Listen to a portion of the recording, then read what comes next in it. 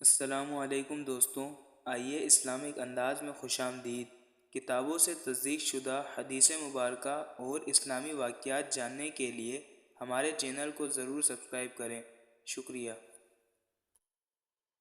حضرت سہل بن حنیف رضی اللہ تعالی عنہ سے روایت ہے کہ اللہ کے رسول عز و جل صلی اللہ علیہ وآلہ وسلم نے فرمایا، جو شخص اللہ تبارک و تعالی سے سچے دل سے شہادت طلب کرے تو اللہ تبارک و تعالی اسے شہید کا مرتبہ عطا فرما دیتا ہے، اگرچہ وہ اپنے بستر پر مرے۔ تو پیارے دوستو، اس کی وضاحت کچھ اس طرح ہے۔